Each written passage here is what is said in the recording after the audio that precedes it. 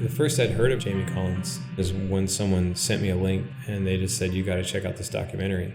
And it was about Jamie building the ramp by himself in the middle of nowhere. And I thought it was fascinating that he was that dedicated and that determined to execute his vision and go through those lengths, you know, like dragging the concrete out there, carrying it, marching through the woods with the concrete, and then getting water from the river nearby and mixing it up and pouring that perfect quarter pipe and, you know, setting those bricks and building up the embankment. Like, I know I don't have what it takes to do that. So when I watched the documentary, it was definitely respectful to know that he went through those lengths to create a vision that he had in his mind.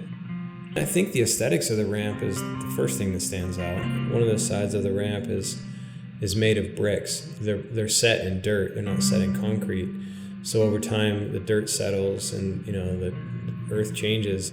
And the flat bottom is made of bigger pavers. And then the other side of the ramp is basically a, 18-inch wide, very narrow quarter pipe that gets narrower and narrower up to the coping.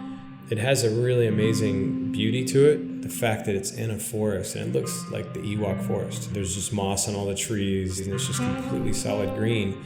It looks like it's out of a dream. It doesn't seem like there should be a ramp there. The hike was one of the coolest parts, because the anticipation, knowing that something exists out there to skate. It's kind of like an Animal Chin, you know, when they're looking for the chin ramp.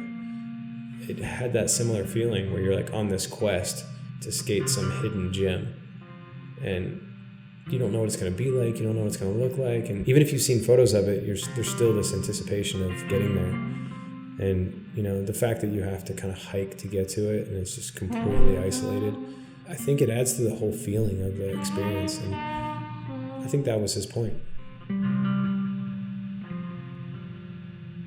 You just start walking through the thicket of the forest and you just see it in the middle of nowhere. I was definitely excited to try and skate it.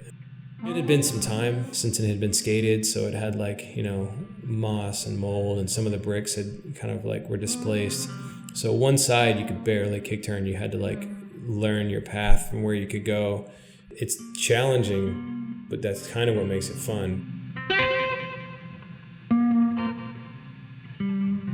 He had the vision and he had the desire to create something that he saw in his mind. I think that says a lot about who he was and the fact that he went through with it and actually did it and made it perfect. You know, it was perfect.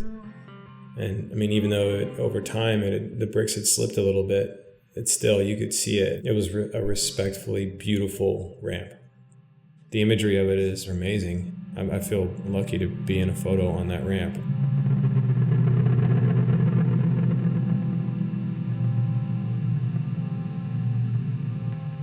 You know, the inspiration and that he left with his friends and family, and the fact that he created something like that it will live on, and those images will live on.